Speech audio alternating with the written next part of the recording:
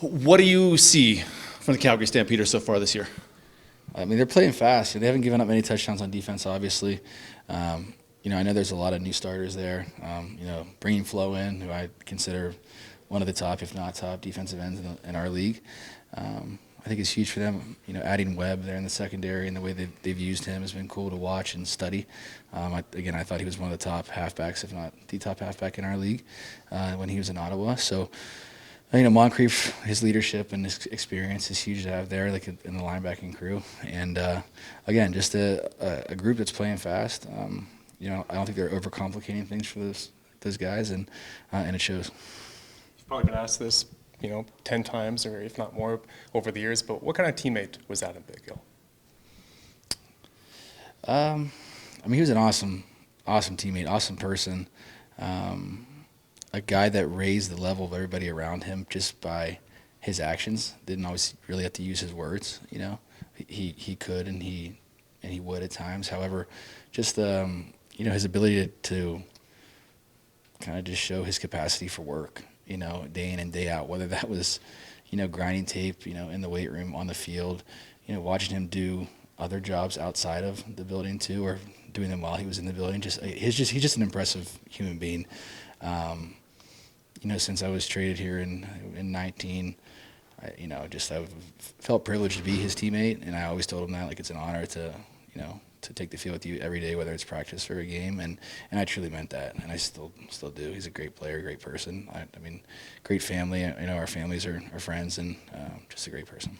There's obviously roster turnover every year in pro football, but that first day of camp or first week of camp when you walked in the locker room, was it kind of weird not, seeing him sitting in the corner over there? Yeah, for sure.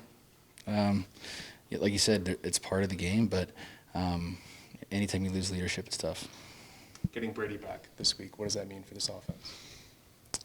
I think as I just said about, losing Adam's leadership, it's, bringing more leadership into the huddle, I think, is huge. The calm effect of that is big.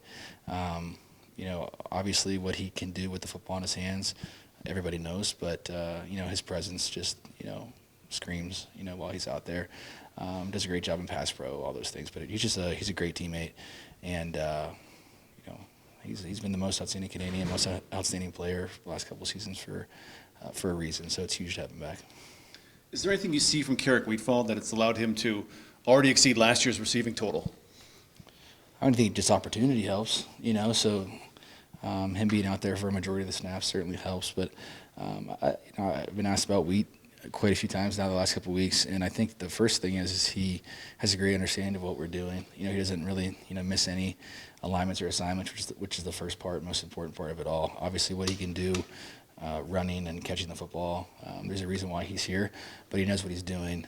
He can make the subtle little adjustments and the nuance of his plays, and that's why he'll continue to garner more and more opportunities, and he's going to be excellent like he has been. Zach, really good numbers offensively last week, but what's the next step that you guys want to take as a group? We just want to get better every week, and I think that starts with just consistency of the execution of the play call. As we talked about, I'm not sure what the numbers exactly were, but it felt like we were, kind of, behind the sticks there in some moments in those games last week. And I just want to be consistent with our execution. And I thought we had a pretty good week of practice, and there's still time to digest what we want to do and make sure that everybody's on the same page. But yeah, that's pretty much it. Just making sure that we're on the same page and executing. How do you approach the fact that you guys are going to see these guys 3 times in the next 5 weeks? We approach everything the same way. We really do. It's it can get redundant, but that's kind of what our task is. So it's been fun. I guess getting to know them this week on tape, but I'm sure as the weeks go on, it'll be again a little boring. But there'll be new wrinkles, and we'll add wrinkles, so it'll be a cool chess match. I have to ask you. I didn't get to ask you on Monday.